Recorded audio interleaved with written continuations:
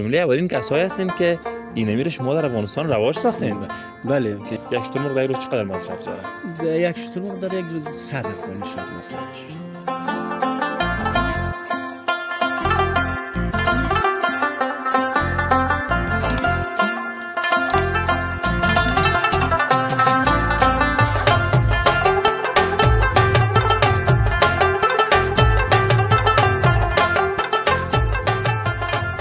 نوعی هم آفریقایی.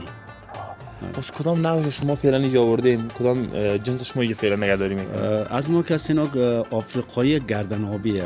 مثلا بخش گوشت از اینا از نظر طبی بسیار مفیده. حتی امراض‌های گوناگون تداوی میشه. اینا رو دکترها توصیه میکنن که از گوشت اینا استفاده شه، چون کلسترولش بسیار کمه، چربیش کمه.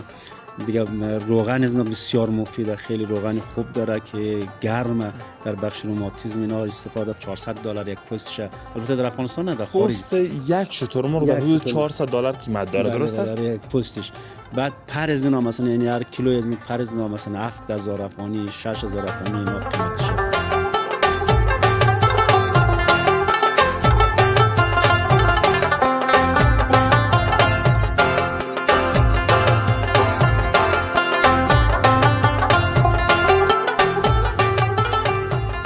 اگر مردهش میبری برات اجازه میدم، ولی زندهش به هیچ وجه اجازه نمیدم. که شما تخمی زعفران بردین در افغانستان، حالا میخوای شترمرغ هم ببرین؟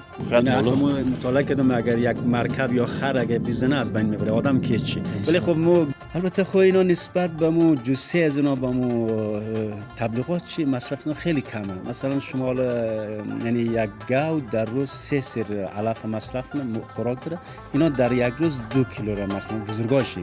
البته کشش کمتر 2 کیلو زیاده. مثلا ما یک اینا دعوا کردن شترمرغ بین خود، یک زد از بین بود، باز از زب کردیم کشتیم، 2 سیر روغن بود. 2 سیر یعنی شترمرغ 2 سیر روغن، 2 سیر مثلا چربی داشت.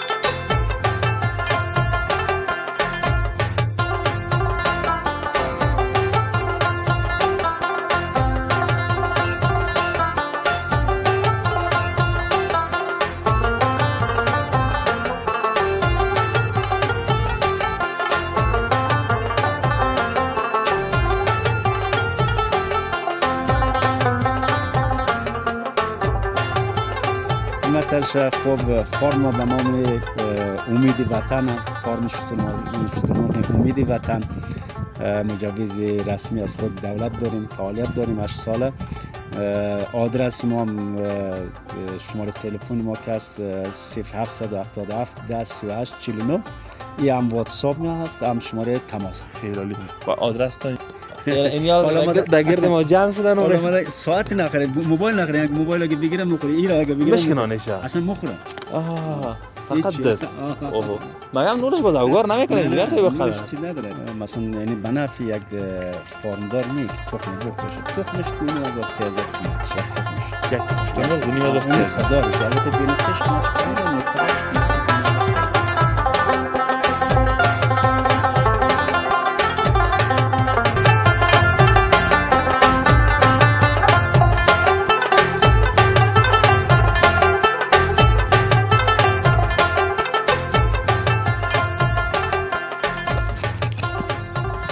بسم الله الرحمن الرحیم. السلام علیکم بیننده های عزیز، امران نازنین ما در هر کجایی که هستین، انشالله که جور و صحت و سلامت باشین. اینمی لحظه تان بخیر باشه. خدا کنه کنار خانواده هایتان جمعکتان جمع باشه و چایکتان انداختگی باشه و بیننده برنامه ما باشین. هموطنان عزیز، شایب امیری هستم و شما را از دریچه افغان انفو بازم خوش آمدید میگم به یکی از برنامه های دیگه ما. امروز قسمی که شما در تایتل برنامه هم دیدین و در تمنیل برنامه هم دیدین، حتما فهمیدین که ما به کجا آمدیم. امروز گزارشات خود خواستیم یک کمک تغییر بدیم و همیشه وقت میریم به نقطه شهر کابل. هر جایی را که شما بیننده‌های عزیز ما بر ما میگین، از اون ساحه بر شما گزارش آماده میسازیم. اما امروز خواستیم بیاییم یک گزارش متفاوت تر داشته باشیم و یک گزارش ویژه براتون خواستیم آماده بسازیم از فارم شترمرغ و خواستیم بیاییم ببینیم که کاروبار وطندارای ما در این بخش چطور است؟ چون کار شترمرغ در این اواخر رنگ و رونق خاص گرفته در افغانستان و وطندارای ما زیادتر کوشش میکنن که به این بخش هم رو بیارن و تجارت این پرنده را هم آغاز کنن. نگفتن همانه که خیلی فایده های خود را هم داره. من تا چند لحظه پیش امروز انجینیر صاحب صحبت های داشتم و اونا خیلی از فایده های از اینا برای ما گفتن. ان شاء الله امروز شما بیننده از یک جای میریم و امروز انجینیر صاحب ان شاء الله صحبت های می داشته باشیم. انجینیر صاحب عزیز سلام علیکم. سلام علیکم. خوب هستین ان شاء الله؟ صحت دارین؟ سلامت هستین ان شاء الله؟ بخیر هستین؟ سلامتی لطف دارین. خسته نباشین. قربان شما خوب ان شاء الله؟ امروز آب و هوای سر چطور هستین؟ ان شاء الله بخیر میگذره؟ خدا شکر بسیار آب و هوای خوب الحمدلله. هیچ کدام مشکل نداره. هوای بسیار تمیز خوب. قربانتان. اگر یک معرفی داشته باشین انجینیر صاحب برای بیننده‌های ما. بسم الله الرحمن الرحیم. نام ما حاجی محمد علی رجایی. تقریبا در حدود 8 ساله که ما روی فارم شترمرغ کار می‌کنیم و الحمدلله بسیار کار موفق خوب بوده در افغانستان و ما توصیه برای دوستا برای کسایی که واقعا میخوای روی ازی سرمایه گذاری کنه اینه که انشالله با جرأت بیاین کار انجام بدین و 100% به نفع وطن به نفع همه ما و شما هست. بیشک انجینیر صاحب گفتین که 8 سال میشه شما در این کار هستین. یعنی یک مدت خیلی زیاد میشه گفت از جمله اولین کسایی هستین که این امیر شما در افغانستان رواج ساختین. بله یعنی حالا خود ستایی نشه اولین کسای ما جزء اولین کسایی هستیم که کنار آوردیم واقعا با مشکلات با سختی ها و الحمدلله بسیار رشد کردن خیلی هم پیشرفت کردیم. خب از خدای راضیم. نام خدا. ما چند لحظه پیش امروز انجینیر صاحب صحبتای داشتم در مورد شترمرغ برای ما خیلی معلوماتای مفیدی دادن و نگفتن همونه که از صحبت کردنشان و از طرز کار انجینیر صاحب تا جایی که ما دیدیم خیلی یک آدم صادق و آدم راستکار معلوم میشه. ان شاء الله انجینیر صاحب امیر رقم کار ادامه بدیم ان شاء الله نتیجه خیلی خوبتر هم میتونیم بگیریم ان شاء الله. بسیار خوب. شما لطف دارین دیگه البته. خب شما نور رقمی نیم ولی لطف دارین. نور چشم هستین شما. انجینیر صاحب اگر در مورد شترمرغ برای ما معلومات بدین که چی نوع پرنده است و اینا با آب و هوای افغانستان هم سازگاری دارن ندارن؟ خب شترمرغ یک خاصیتی بسیار خوبی داره. در هر نوع آب و هوای اینا سازگاری داره. یعنی تا تقریبا تا 60 درجه بالای صفر هم تحمل داره گرما را، تا 35 درجه سرما را زیر صفر هم تحمل داره. هیچ مشکل نداره. در افغانستان یعنی واقعا از نظر جغرافیایی آب و هوایی بسیار یک موقعیت خوب برای پرورش شترمرغ است. بازارگاه اصلی اینا باز کجا هست انجینیر صاحب؟ اینا خب هم کانادایی هم آفریقایی. باز کدام نوع شما فعلا اینجا آوردین؟ کدام جنس شما اینجا فعلا نگهداری میکنید؟ از ما کسی آفریقایی گردن آبیه. مثلا شترمرغ 3 نوع، یکی مثلا گردن آبیه، یکیشم گردن سرخ میگیم، یکی دیگه شم حالا استرالی که کوچیک‌تره. در افغانستان کلا هم گردن آبیه و نتیجه خوبم میده، تولیدش هم خوبه، رشدش هم خوبه، بسیار خوبه. بسیار عالی بسیار عالی. انجینیر صاحب برام بگین فعلا شما اینجا چند شترمرغ دارید؟ خب ما اینجا فعلا تقریبا 20 تا اینا داریم که فقط مولده. ولی بود مو فروشی که مثلا جوجه اینا میدن تقریبا 1000 تا اینا رو میفروشیم در سال. خیلی خوب. یعنی یک شترمرغ در یک سال چند تا خم میته که شما در سال 1000 چی شترمرغ رفتین به فروش میرسانید؟ اینا تقریبا هر کدومی از اینا 80 تا 100 تا 90 تا تخم میده. هر کدامش خیلی خوب خیلی خوب. و انجینیر صاحب من پیشتر در راه می آمدم خواست نوارد شترمرغ یک معلومات بگیرم. وقتی که ما در چت جی پی تی و گوگل سرچ کردم برای من خیلی معلومات زیاد در مورد ازی کشید. چی از نگاه دید از اینا برای ما گفت، چی از نگاه اهمیت پوست از اینا، اهمیت روغن از اینا و همچنان پر و بال از اینا. اگر شما برای وطنداران یک توضیح بدین که چی گونه است در مورد دید از اینا شما معلومات بدین، در مورد پر و پوست از اینا فعلا در افغانستان کار از اینا میشه نمیشه؟ شترمرغ که است واقعا خب یک خاصیت بسیار خیلی خوبی که داره در بخش گوشت از اینا. گوشت از اینا از نظر طبی بسیار مفیده، حتی امراض‌های گوناگون تداوی میشه. اینا دکترها توصیه میکنن که از گوشت اینا استفاده شه چون کلسترولش بسیار کمه، چربیش کمه.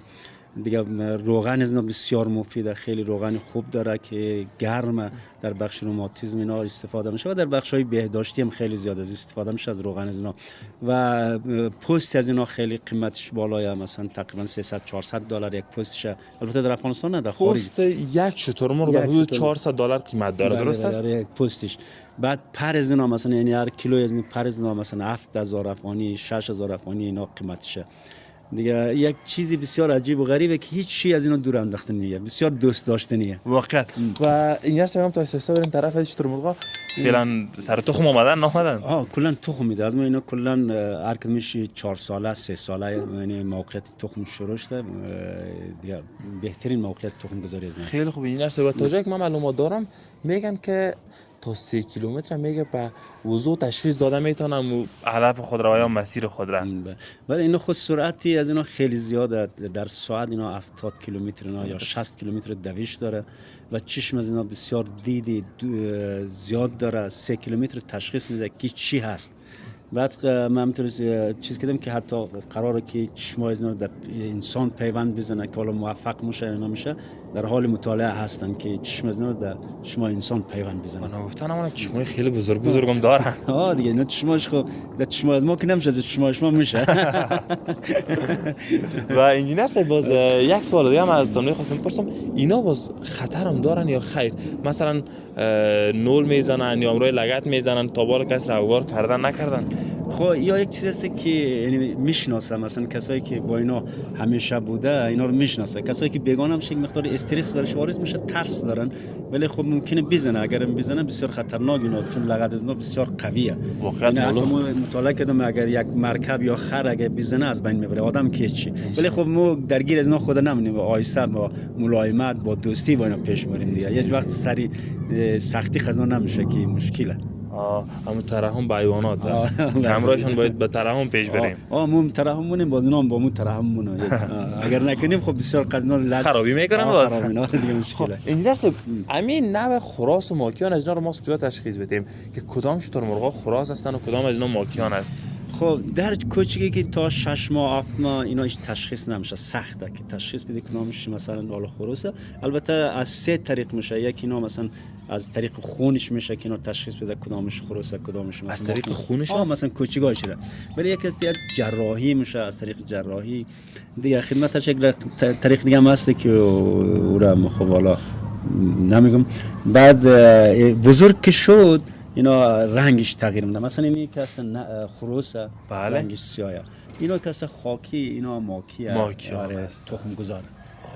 خب بسیار خوب. و وزن از اینا معمولا در حدود چقدر میباشه انجینیر صاحب؟ وزن از اینا متفاوته، مثلا تا 130 کیلو 120 کیلو اینا وزن داره. وزن میگیره. یعنی 120 کیلو یک وزن خیلی زیاد است. زیاده. مثلا تقریبا حالا از نیست کمتر مثلا شاید گوشت داشته باشد و دیگرش استخوان و بس چیزی تشکیل میده. بسیار خوب. فعلا انجینیر صاحب این قسمتی که ما قرار داریم، این شترمرغا تقریبا در حدود چند ساله هستن؟ شترمرغ من فعلا اینجا این یک هست 2 ساله، این دیگرش 3 ساله 4 ساله 5 سال هم هست. همین بعضی بالا چند سال هستن؟ اونا هم 3 سال هستن. 3 سال. بیشتر انجینیر صاحب رفتن ما 3 نوع شترمرغ داریم. شترمرغ آفریقایی گفتین، کال نزنی ما را.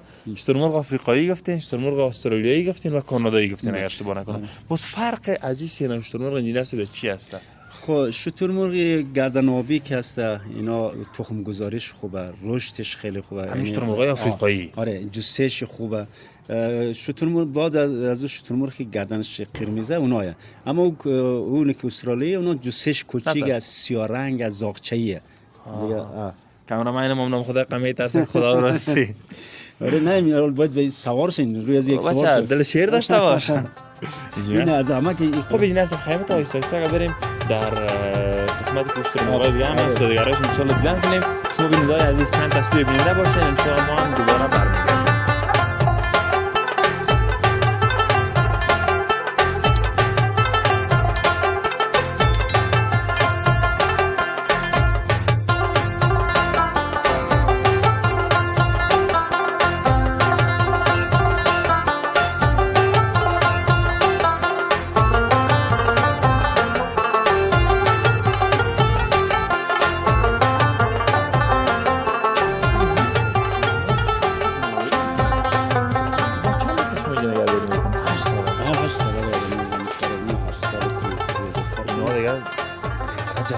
بزرگتر از ازدواج کرد. آره نه اینا خوبه، باز اینا بزرگتر از اینا. خب بله آره اینا چیزه این خروس حالا مثلا 3.5 ساله همینطوری.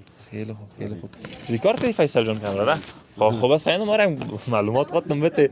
بیننده عزیز شما را دوباره خوش آمدید میگم به ادامه برنامه ما و انجینیر ما شما که در این قسمت یک ذره شترمرغای بزرگتر است که جا آمدیم. بله آره خب اینا 3.5 ساله اینا بزرگتره، باز اوناش بزرگتر از اینا، یعنی فرق من هر کدوم از اینا. اینا انجینیر صاحب باز تا چند متر بلندی از اینا بلند میشن؟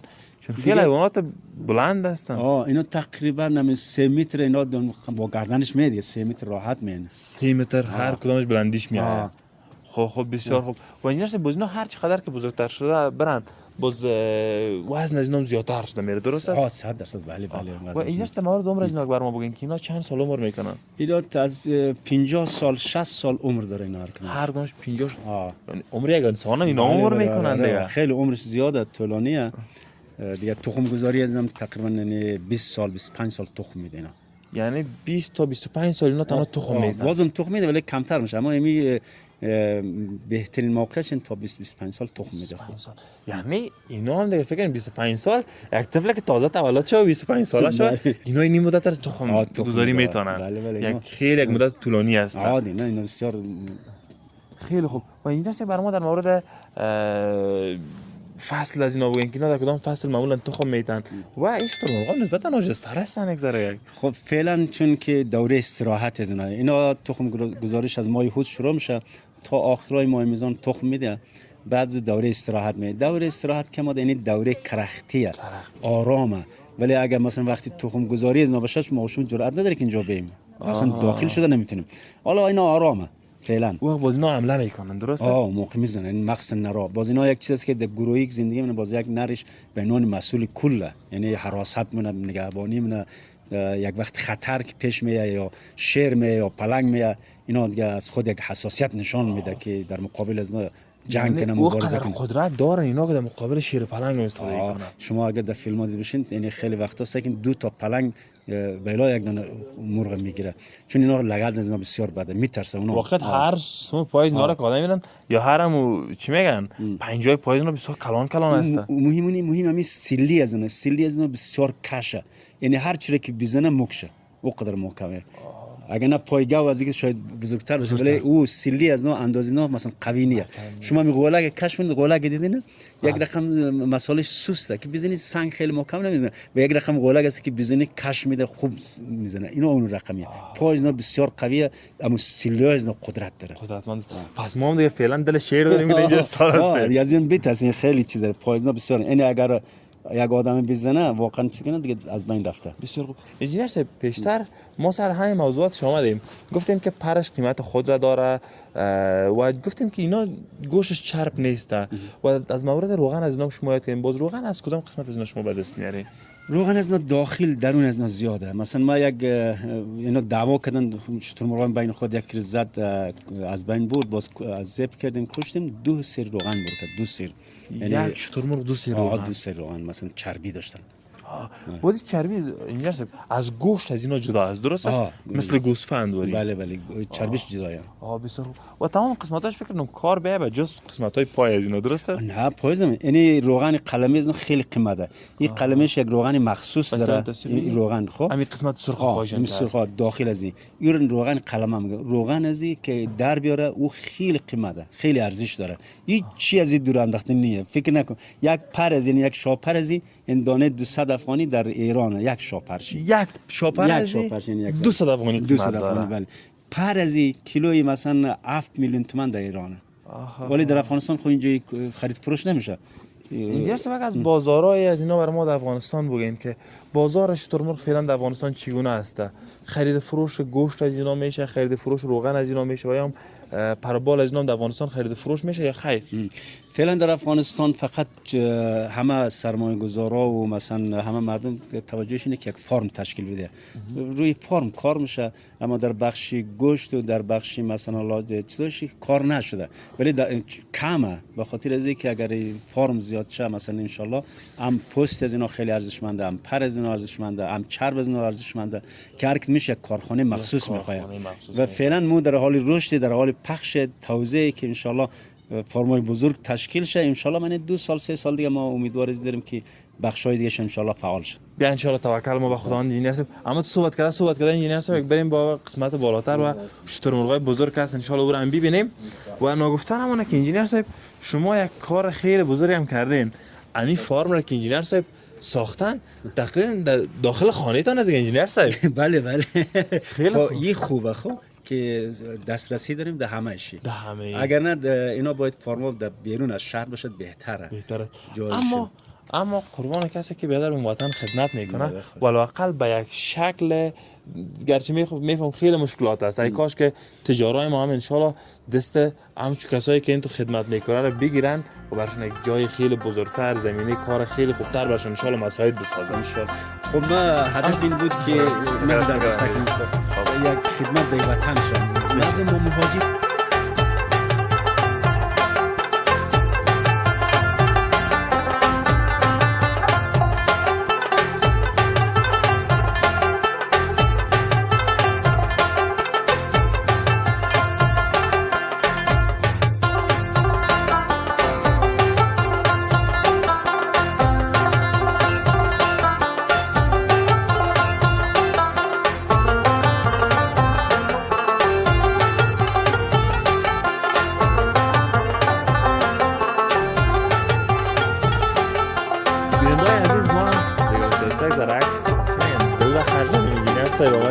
قسمتی که شترمرغ‌های بزرگتر هست و چندین بار ما به فرمان شترمرغ رفتیم در برنامه میگه که شترمرغ‌ها هر چقدر کلانتر شود اون میتونه باز خطرناکتر میشه. 100% بله. این شترمرغ‌ها فعلا ما آمدیم انجینیر صاحب پیشون شترمرغ‌ها باز چقدر وقت هستن؟ یا 5 سال هم است 4.5 سال هم است 4 سال 5 سال 4 سال 5 سال بله بله. بسیار خوب. و اینا هم باز انجینیر صاحب دیگه در کل اینایشان ماکیان هستن و یک دانه خوراز داره انشالله درست است؟ بله بله. خب فعلا تعادل حفظ نشده چون در فارم یک خروس 2 ماکی باید باشد. بله. اما حالا فعلا استراحت ما هم طور قاطی گذاشتیم. باز این وقتی که اینا تخم گذاری شه اینا جدا میشه. مثلا 2 تا ماکی یک خروس. فعلا اینا استراحت مشکل نداره. خب حالا دیگه فعلا وقت استراحت از اینا هست. وقت استراحت اینا دیگه اصلا هیچ عادی نرماله. خب بسیار خوب. انجینیر صاحب بر ما شما بگین که چه انگیزه باعث که شما بیاین و به این کار دست بزنین و بخواین که یک فارم شترمرغ شما در افغانستان ایجاد کنین؟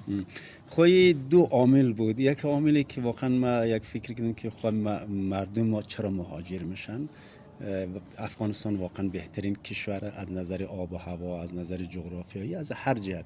ولی بدبختی اینه که بی انگیزگی در کشور همه فرار نیم طرفای کشورهای اروپایی و آمریکا، ایران، پاکستان و باید جلوگیری از مهاجرت شد. خب این هم وقتی میشه که هم دولت فعال بشد، هم سکتورهای خصوصی فعال شد که یک سری جوانان جذب کار شن که واقعا وطن ول نکنن نرن طرفای خارج. یک انگیزه ای بوده که البته از صفر شروع کردیم و که بتونیم ان شاءالله این کار رو انجام بدیم. و انگیزه دیگه این بود که همین گوشت گومش، یعنی گوشت گومش در افغانستان خیلی زیاد مصرف میشه. شما الان که نقاش برید اینقدر گومش زیاد میه، بعد گوشت از بسیار مضره، یعنی واقعا چرب زیاد داره. اینا لوش تغذیه میشه، لوش میخورن و بدبختی که ما فقیریم، از فقر از دیگه کشورها استفاده میکنن، اینا رو میاره پخش میکنن و تاجرای ما میاره بدون از اینکه واقعا توجه به ضرر اینا داشته شد. خب اینا رو مصرف میشه. از اون جهت ما گفتیم چرا یک بهترین گوشت جایگزین نکنیم. وقتی ما مطالعه کردیم به می تحقیق رسیدیم که بهترین جایگزینی گوشت گومش شترمرغ، یعنی شترمرغ گوشتش از گوسفند کدام بهتره، از گاو کدام بهتره، یعنی در بین خانواده گوشت سرخ بهترین گوشت شترمرغ از نظر طبابت، از نظر صحی. ما این انگیزه باعث شد که این کار انجام بدیم و موفق هم شدیم الحمدلله و موفق هم میشیم ان شاء الله با همکاری شما دوستان. قربانتون انجینیر صاحب. بیشتر یک نکته رو یادآوری کنین، گفتین گومش‌ها که از پاکستان نه، یک موضوع دل اومد گفتم پاکستان چی وقت برای ما چیز خوب روان کرده که چیز خوب روان کرده. واقعا آره. یعنی خود دنیا یه چیز است که سیاست است، مبارزه. ما حداقل مبارزه باید کنیم. حالا با کشورهای همسایه رقابت باید کنیم. ما البته بارها هم گفتم در مصاحبه خودم در ایران که رفتم، یعنی 8 سال پیش اجازه نداد با ما که ما شترمرغ بیاریم. قرارداد کردم 50 تا نگذاشت. آخرش یک ایرانی دمو بخش مسئولین بزرگش بود در بخش وزارت جهاد زندگیش گفتن افغانی، گفت اگر مردهش میبری برای اجازه میدم، ولی زندهش به هیچ وجه اجازه نمیدم که شما تخم زعفران بردین در افغانستان حالا میخوای شترمرغ هم ببرین. ببین اینا رقابت‌های سیاسی و مرزیه. ما شما میتونید مثلا با شما باید رقابت کنیم. واقعا افغانستان وقتی در صحنه رقابت موفق میشه که بتونیم مثلا خب کارهای بزرگ انجام بدیم. حالا الحمدلله زعفران ما و شما در دنیا این تقریبا 3 سال پیش سر هم حرف اول میزنه. خب خدا رو شکر خیلی دشت‌های زیاد هم داریم. مثلا در بخش شترمرغ الان قدر دشت‌های هست، خیلی الان تاجرای ما و شما قدر زمین داره 100 جریب 200 جریب، خب میتونن بهترین فارم شترمرغ تشکیل بدن. خب این یک انگیزه میشه، یک جرقه که اگر واقعا این کار کنن خب نه که در نفع خودی نفره بلکه در نفع وطنه، در نفع کشوره. مثلا خب این کار رو باید شد. من خودم امیدوار هستم که من ان شاء الله خیلی فرمای بزرگ تشکیل و مخصوصا این سال این الحمدلله خیلی خوب شده، یعنی مشتری زیاد شده، درخواست‌ها خیلی زیاده نسبت به سالهای قبل و فعلا الحمدلله بسیار خوبه. و اینجا بر ما شما بگین که در کل مشتریای شما داخلی است خارجی است و اونا متقاضی چی هستن؟ متقاضی گوشت چی هستن زیادتر یا متقاضی تخم و پرپوست اینا؟ ما دو رقم مشتری داریم. یکی مشتری ما که از خارج هستن، بیشتر از خارج هستن. مثلا یعنی فیلمایی که شما میگیرین پخش می‌کنین، مهاجرین که در کشور خارج با ما زنگ میزنن، از طریق واتساپ تماس میگیرن که واقعا ما خسته شدیم در اینجا، ما فرهنگ از ما با فرهنگ از ما هم خانی نداره، یعنی ما واقعا اینجا خسته شدیم، خیلی تماس میگیرن. از اونجا با فامیل خود توصیه میکنن که برین شما آدرس ما رو میدن بیاین بخرین، 50 تا 60 تا میگیرن که چه حتی گفتن ما خودمون برمیگردیم. و یک سری دیگه مشتری داخل داریم که از داخل خود افغانستان کسایی که اطلاعات دارن می مراجعه نه براش میفرستیم. اما بیشتر فعلا توضیح داریم که پخش می‌کنیم که ان شاء الله اینا پخش نه به خاطر گوشت از اینا، نه به خاطر پوست از اینا، نه به خاطر پر از اینا. فعلا در افغانستان باید اینا پخش تا ان شاء الله این فرمای بزرگ تشکیل شه، بعد روی فرآوردهای مثلا گوشت و پر و مثلا روغن کار شه. بله بله. و اینجا برای ما شما در مورد خوراک از اینا بگین. یک شترمرغ هم تا استفاده بریم قسمت پایین‌ترم، اگر برای ما معلومات بدین که یک شترمرغ در طول 24 ساعت چقدر مواد غذایی مصرف میکنه؟ البته خب اینا نسبت به مو جسه از اینا به مو تبلیغات چی مصرف اینا خیلی کمه. مثلا شما یعنی یک گاو در روز 3 سر علف مصرف خوراک داره، اینا در یک روز 2 کیلو را مثلا بزرگاشی، البته کوچکش کمتر 2 کیلو، یعنی 2 کیلو نهایت 2.5 کیلو در روز اینا مصرف داره. باز در کل خوراک از اینا چی هست انجینیر است؟ خوراک از اینا خب کلش الحمدلله در افغانستان است. رشقه کلی پوره، یعنی 50% خوراک از رشقه، جواریه، جوا، مثلا سویا و سبوس گندم. باز اینا وقتی که فصل تخم گذاریشون میباشه تا وقتی که مثلا فصل استراحتشون میباشه باز خوراکشون فرق میکنه یا خیر؟ یک مقدار فرق نه. وقتی استراحت یک مقداری مو غذایش حالا نسبت به وقت تولید کمتر از ویتامین‌های شیناش کمتر میده. بله بله. و یعنی یک شترمرغ انجینیر صاحب اگر مثلا یک شترمرغ در روز چقدر مصرف داره؟ یک شترمرغ در یک روز 100 افغانی شاید مصرف داشته. 100 افغانی مصرف داره. همین خوراک و غذا و همه چیز. همین 100 افغانی مصرف داره. بزرگ البته کوچیکاش نه، این بزرگاش هم مصرف داره. انجینیر صاحب یک شترمرغ تازه متولد میشه از تخم‌رای باز چند کیلو وزن می داشته باشه؟ تازه که از دستگاه در میاد خب مثلا تقریبا 1.5 کیلو 2 کیلو شاید وزن داشته شد، ولی رشد از اینا خیلی سریع. مثلا در حدود 1 ماه اینا مثلا 3.5 کیلو باید وزن داشته شد. مثلا اگر تقریبا 45 یا 2 ماه همشه اینا تقریبا 8 9 کیلو 10 کیلو وزن پیدا میکنه. اینطوری خیلی بزرگ رشد از اینا زیاده. خیلی عالی خیلی عالی. و انجینیر صاحب باز شما دستگاهی به خاطر تخم مرغ شترمرغ هم دارین یا خیر؟ 100% خب اینا زیر خود از اینا نمیشه تخم مثلا جا کشی کرد، چون اگر زیر خود از اینا تخم بگذاری اینا 10 15 تا تخم جا نمیشه. خب ما از هر کی 80 تا 90 تا 100 تا تخم میگیریم، خود دستگاه نیازه، دستگاه جا کشی. بسیار خوب. میتونیم بریم دستگاه رو هم ببینیم یا خیر؟ دستگاه البته نه جای دیگه دوره. خب دستگاه در قسمت دیگه است. آره چون اینجا اونجا یک مقدار هم از نظر نظافتش خوبه، از نظر برقش خوبه در جای دیگه. و اینجا چک برنامه شما در مورد امراض از اینا بگین. همین مرغ که زیادتر فرمای مرغداری رفتیم بخاطر برنامه میگن که بسیار پرنده نازک طبع است، یعنی زود مریض میشه و زود از بین میره. ولی شترمرغا چگونه هستن؟ اینا هم یعنی امراض زود برشون سرایت میکنن یا خیر؟ کوچگاش یک مقداری باید مواظبت شه، مثلا تا 1 ماه یک مقدار مراقبت جدی باید باشد. بعد از اینا اصلا هیچ میکروبی هیچ ویروسی در اینا تاثیرگذار نیست. اینا اینقدر مقاومت بدن از اینا بالا هسته که اصلا من خودم این تجربه اینه که در طول مثلا همین 8 سالی که ما داریم این چیز از اینا صفره، مرگ و میر از اینا صفر است. اصلا اینا هیچ مریضی نمیگیره به خاطر که مقاومت زینا بسیار زیاده. پرنده‌های مقاوم هستن. مقاومه این یال در گرد ما جمع شدن. حالا ما ساعت نخرید، موبایل نخرید، اگه موبایل اگه بگیرم میخوره، اینا اگه بگیرم بشکنانشه اصلا میخوره. فقط دست. اوه مگم نورش باز اوگار نمیکنه اینجوری چه بخره. اینا فقط از دست که سر ساعت زیادتر آمدن. نه خب اینا ساعت میگن موبایل تو نخره، اگه موبایل خود رفته به پایین همین اینجا میره. یعنی اینا اینقدر دهنشون بزرگ است یک موبایل با بزرگی سه که میگیره دیگه راحت رد مونه، هیچ سیبای بزرگ میخوره. این برادر دیگه ما او برادر کجاش دیگه اشترمرغ طرف حساب عذاب ماسا. آره یا و این است باز اگر اینا بالای کس حمله کنن راه حلش ده چی است؟ حمله نمونن جز این که مثلا خب یک وقت اینا رو قدش با یگان بار بالای خود باز میکنن بالای ما. نه فعلا که گفتم کرخته هیچ آرام اینا استرا، ولی وقتی تخم گذاری از ما باشد خیلی مشکله که داخل از ما به ما شما در حالت نرمال آمده اینجا. نرمال این بسیار خوب بسیار خوب. و انجینیر صاحب شما درباره تخم شترمرغ برام معلومات بدین. یک تخم شترمرغ در بازار کابل چقدر قیمت داره فعلا؟ البته خود شترمرغ تخمش فروشی هم نیه، نه فروشه هیچ کس، مثلا یعنی بنفع یک فارمدار نیه که تخم بفروشه. تخمش 2,000 3,000 قیمتش یک تخمش. یک تخم شترمرغ 2,000 3,000 نطفه دارش، البته بی نطفهش قیمتش پایینه، نطفه دارش قیمتش 2,000 3,000. باز یک تخم شترمرغ چند نفر انجینیر صاحب سیر میسازن؟ 8 نفر نهایت 10 نفر سیر. یک تخمش 2 کیلو وزنش میه، مثلا تا 2 کیلو 200 گرم هم میه، 1 کیلو 700 گرم هم میه، میانگینش همین آید. خیلی عالی. تشکر از اینکه انجینیر شما رو ما وقت دادین و جان سپاس از شما. ان شاء الله که همیشه موفق و سربلند و کامیاب باشید. انجینیر صاحب پیام گفتنی هم داشته باشین کاملا در خدمتتون است. ما یک عرضی که خدمت مهاجرین عزیز خود داریم که واقعا در خارجن دلتنگن، به این وطن سرمایه‌گذاری کن، این وطن از این حالت نجات بدین. واقعا افغانستان کبر نکن، افغانستان بهترین کشوره، واقعا بهترین کشوره از هر جهت. یعنی اینجا خودم راحت احساس غربت نداره. خدمتش که کسی به تو چیزی گفتن نمیتونه، مهاجر نیه، آواره نیه.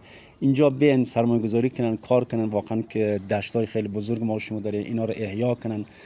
خب صنعت های بزرگ بیارن. حالا هر صنعتی که باشد باید هر کی دمو نقش خود دم وظیفه خود باید کار کنه. این یک خواسته از ماست که انشالله مردم بیان جرأت کنن انشالله. خدمتش خب فارم به نام امید وطن، فارم شترمرغ امید وطن، مجوز رسمی از خود دولت داریم، فعالیت داریم 8 ساله. آدرس ما شماره تلفن ما که است 0777 10 38 49. این هم واتساپ می هست، هم شماره تماس. خیلی عالی. و آدرس تون انجینیر صاحب؟ آدرس ما طرف خود کابل، در خود کابل هستیم در کمپانی. بسیار خوب. تشکر انجینیر صاحب. شما سلامت باشین، بخیر باشین. شما سلامت باشین. این نمیشه یک بیادر دیگه ما است که فکر کنم تازه از کشور ایران آمدن دیگه. این آدم باز کسی بود من برایش صحبت کردم، گفته که در فارم که ما کار میکردیم به هزار شترمرغ بود و ما کنترلش میکردیم. خسته نباشی. سلامت هست ان شاء الله. بخیر. چیال داره. این میاد این پوری منم تو ساجو که میرویتم وطن دارای ما ببینه، یک معرفی هم داشته باش ببینید. بسم الله الرحمن الرحیم برسه و تمام بینندگان شما و هموطنان عزیز که این ویدیو رو میبینید. زنده باشین. این بی کامرمن ما میسارم یالا شترمرغ تریزه باشه ذره که میره گوشه بکنه میشه. خب اسم تگدار ما بگی؟ اسم یونس. یونس جان. گفتی که از ایران آمدی یونس جان. بسیار خوب. در ایران چند سال از شما در کار شترمرغ هستین؟ 5 سال کار شترمرغ کردم. 5 سال از اونجا هستین. باز اگر بر ما از تفاوتی که شما در کابل و یا در هرات و در ایران دیدین از کار شترمرغ بگوین، چگونه است کار اونجا، چگونه است و در کابل چگونه است؟ متقاضی در کابل چگونه است و در ایران چگونه است؟ ولی اینجا که مثلا وطن خودم، ولی اونجا امکاناتش بیشتر از اینه. اونجا امکانات داره، مثلا برقش زیاده، اینجا برق بره مثلا 10 ساعت 5 ساعت نمیاد. مثلا تو دستگاه جوجه میذاری که جوجه در بیاد ولی میمیره، از بین میره. از بین میره. و اگر برام بگین باز در ایران شما کار میکردین اونجا چند شترمرغ داشتین شما؟ اونجا 60 خانواده فقط مولد داشت، 60 خانواده. بعدش که مثلا جوجه میشد 1800 تا 2000 تا شترمرغ اونجا بود. شترمرغ. خیلی خوب خیلی خوب. و انشالله خود چی تصمیم داری؟ در کابل می باشی امروز انجینر صاحب کارش شترمرغ میکنی یا پس دوباره روند دستی بخیر؟ دیگه ببینید چی میشه، هرچی خدا خواسته باشه. هرچی خدا خواسته باشه میشه. بشک. قربان خودت. خودتون سلامت باشید. تشکر برای خودتون وقت خوب و خوش میخوایم. بیننده‌های عزیز، تشکر از اینکه شما هم تایید بیننده برنامه ما هستین و قربان دوستای یک شما که همیشه وقت از ما حمایت کردین، مرا تنها نماندین و ای که شما همیشه برام محبت میکنین قلبا مرا خیلی خوشحال میسازه. خیلی از دل شیمه میگیرم، انرژی میگیرم که وطن داریم همیشه وقت از ما حمایت میکنن و وقت برنامه ما هم آهسته آهسته تمام میشه و سپاسگزاری خاص میکنم از شما که تایید بیننده برنامه ما بودین و ان شاء الله تا برنامه بعد که باز هم محمد شایب میری خدمت شما حضور پیدا میکنم. همه شما را به خداوند یکتا و به همتا میسپارم.